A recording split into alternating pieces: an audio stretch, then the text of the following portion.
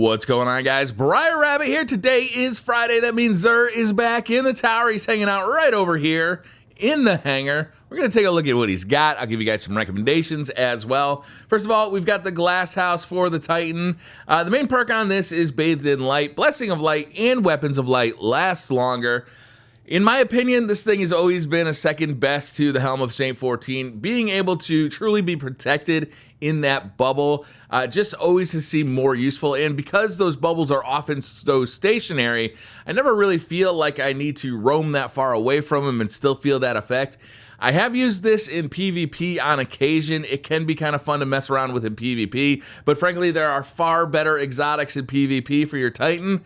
So this thing is purely just for collectors, I think. I've not found content where I'm like, oh, if only I had a glass house, this would be so much easier. It just doesn't happen. In the current raid, you stay stationary so much that you really don't need to roam that far away from a bubble. And that's how I find bubbles to be for the most part, is you're dipping in and out of these things. You're not roaming real far away from them. So I'd give this one a pass unless you're just a collector. It does come with increased discipline, increased strength, inverse shadow, second thoughts, and better already. Next up for the Hunter, we've got Don't Touch Me. We've talked about this one before plenty of times. Defensive reflex. Taking damage from a melee attack makes you briefly invisible. This thing was huge in the Dark Below. When Crota was the raid, this thing was absolutely a monster for the beginning Abyss part. However, I haven't used them since, and I'm going to give you guys the recommendation of pass on these. Again, unless you're just a collector, you want to collect everything. These are pretty much a hard pass. I rarely find these things useful. I have really never used them since the Dark Below. The perks on this are increased discipline, increased strength, switchblade, impact induction, scout rifle loader, and sniper rifle loader. Next up for the Warlock, we've got the Ram. This is really a downer of a day for Zer here, I'm not going to lie. Strength of the Ram, increased armor. All Voidwalker melees trigger lifesteal on hit. All right, so increased armor. This thing used to be a lot more effective than it currently is. The buff to armor is very small now. It still can make you survive a couple of things that a regular max armor Warlock can't, but those things are much fewer and far between than they used to be. The value of the Ram has really gone down in year 2, and for good reason. It was frankly overpowered in year 1. I would still pick this up. It is fun to mess around with, but it's not going to be nearly as usable as it was in year 1. The perks on it are increased discipline, increased strength, inverse shadow, heavy lifting, and infusion. Next up for the weapon of the week, we've got the Red Death. This used to be one of my favorite guns, I'll be honest with you, and it's really taken a nosedive.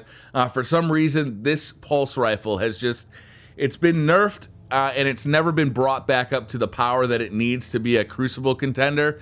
It's still pretty good for PvE, because its perks actually give you health back. So if you get a kill with this gun, you actually get your health back. So if you're playing some high level stuff where you're constantly in danger of dying, this makes you much more survivable. And it's also got unflinching, which is very good, and high caliber rounds, which can leave your targets staggered, which makes it pretty usable. But it just doesn't kill fast enough in the Crucible right now to be super useful. I will say this, if you don't have it, I would pick it up. I'd pick it up, I'd play with it a little bit in PvE, and hope that in PvP it makes somewhat of a comeback, because it was one of my favorite weapons to use for a very long time in PvP, and I hope that at some point it gets buffed to the point where it can be relevant in PvP again. Next up, we've got a special weapon engram. So if you're looking for a year 1 exotic special weapon, you can pick one of these up for 31 motes of light. Roll the dice, take your chances. Of course, we've got Plasma Drive and Emerald Coil, so if you're looking to upgrade your blue rare Sparrow to legendary status and change the color of its contrail, you can use these things. We got Heavy Ammo Synth, 3 of Coins, Glass Needles, and Motes of Light. So that's going to do it. Not a very exciting week. Nothing that I say is a must buy. There's no really tier 1 exotics on this list today, which can be a little bit frustrating when Zer comes around. I'm actually excited to see Zer again because I'm in the process of leveling up Xbox One characters, and I gotta be honest with you, I would like to buy that Red Death, but there's nothing really in that list that's a must-buy for me on the Xbox One at this point. So that's going to do it for this video, guys. Thank you very much for watching. Hit that like button if you like the video. Hit subscribe if you're new to the channel, and I'll see you guys later.